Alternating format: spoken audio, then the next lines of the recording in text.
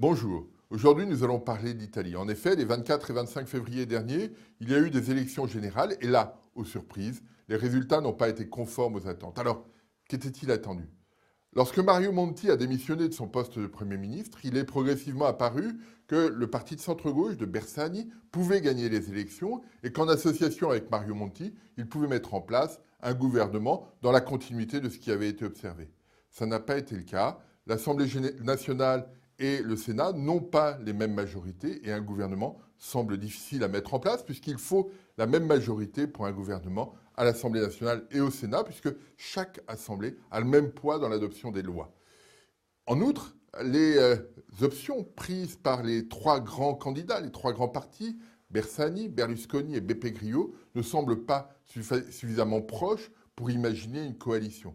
Dans l'histoire, Mario Monti est sorti de la vie politique italienne en perdant dramatiquement ses élections.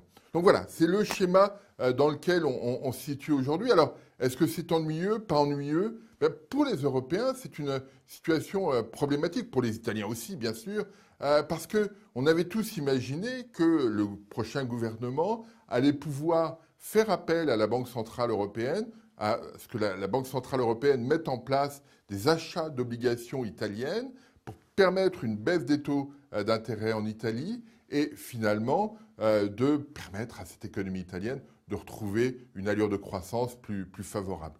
Cette situation-là est pour l'instant écartée. En effet, il faut que le gouvernement italien s'engage, prenne des engagements forts vis-à-vis des Européens, vis-à-vis de la Banque Centrale Européenne, pour que ce programme puisse se mettre en place. Un gouvernement de transition, parce que pour l'instant, on s'oriente vers cette situation, avec probablement de nouvelles élections à venir. Si on n'arrive pas à trouver une coalition qui paraît improbable, eh bien, le gouvernement transitoire ne pourra pas prendre ces engagements-là pour l'Italie, et donc repousse le moment où, effectivement, les taux italiens pourraient baisser et rendre la situation plus favorable à l'ensemble des acteurs de l'économie italienne. C'est cette situation qui est problématique. Alors, ça génère de l'incertitude, une incertitude supplémentaire, à la fois pour les Italiens, mais aussi pour les autres membres de la zone euro, puisque on reste dans une situation où on ne perçoit pas très bien l'orientation qui va être prise et la façon dont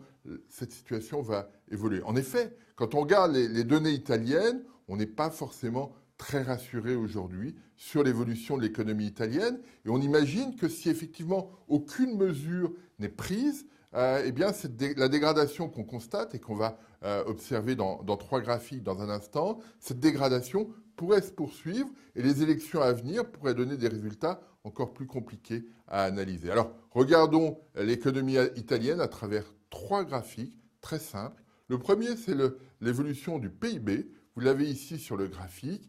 Toujours le même graphique. Vous avez en violet l'évolution du PIB en volume, mesure de l'activité effective de l'économie italienne, en volume, donc en niveau. Donc on a l'évolution effective de l'activité. Vous avez en rouge une tendance que j'ai calculée jusqu'en 2008. Et on voit bien la problématique du repli de l'activité qu'on observe depuis 2011 en Italie. On a eu la chute, bien sûr, au moment de la récession, la reprise modeste de l'économie italienne et puis la rechute depuis 2011. C'est cette dynamique-là qui est problématique et aujourd'hui, le point le plus bas, le dernier point est plus bas que celui qu'on avait observé en 2008. Donc on a un vrai souci sur la dynamique d'activité en Italie. Après, deux graphiques très simples. Le premier sur l'impact des mesures qui ont pu être prises par Mario Monti sur l'économie italienne. On va le visualiser à travers l'évolution du revenu disponible des ménages, à travers leur pouvoir d'achat. Et on voit effectivement, année après année, et surtout en 2012, une dégradation très rapide du pouvoir d'achat. Sur l'ensemble de l'année, le pouvoir d'achat des ménages italiens a baissé de 4%. C'est absolument spectaculaire. Alors, en cause, la taxe sur l'immobilier, mais aussi bien d'autres choses. Et Mario Monti était considéré comme responsable de cette situation. Et on voit bien pourquoi les ménages s'interrogent sur leur propre situation en se disant, finalement, cette austérité qu'on nous a imposée, eh bien, elle pèse très lourdement sur nos comportements. Est-ce qu'il n'y aurait pas d'autres solutions solution que celle-ci pour sauver notre propre situation. Ça, c'est un point majeur quand on écoute les réactions des Italiens. Et puis, troisième élément, on a souvent dit que l'économie italienne était très vive, qu'elle réagissait très vivement, très rapidement à son environnement. Eh bien, quand on regarde l'évolution des exportations, on est beaucoup moins sûr de cette situation. J'ai pris ici les exportations en volume de la France, de l'Allemagne, de l'Espagne et de l'Italie. Je l'ai mis en base 100 en 2008, c'est-à-dire au premier semestre 2008, c'est-à-dire avant la bascule de la récession de 2008. Et on observe que l'économie italienne, les exportations italiennes évoluent très lentement, beaucoup plus lentement que ce qu'on observe en France et encore plus en Allemagne et en Espagne.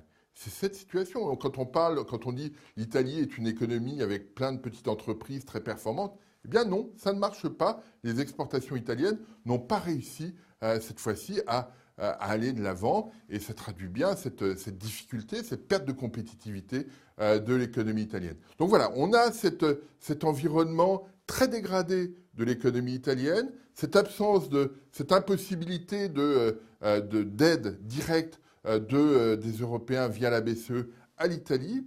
Et la grande difficulté, c'est que si on reste sur une logique de dégradation, eh bien le vote, s'il y a de nouvelles élections, le vote attendu pourrait être encore plus désagréable parce que si la situation effectivement se dégrade, il sera très facile à Berlusconi ou à Beppe Grillo de dire c'est la faute à l'Europe. Ce sont des thèmes qu'ils ont déjà utilisés lors de ces élections. Il y a plus de 50% des votants italiens qui ont un a priori négatif sur l'Europe ou sur la zone euro. Et donc, si effectivement on attend encore avec des élections à venir que la situation continue de se dégrader en Italie, eh bien ce vote contestataire, ce vote anti-Europe pourrait se renforcer. Et là, ce sera réellement problématique parce que on pourrait imaginer une situation institutionnelle un peu plus instable. Et ça, ce serait quelque chose de très désagréable pour l'ensemble de l'Europe, parce que l'Italie, c'est la troisième puissance économique de la zone euro, et son instabilité pourrait provoquer pas mal de tangage au sein de la zone euro. C'est ça la problématique de ces élections italiennes, et c'est à cela qu'il faut être attentif aujourd'hui. Je vous remercie.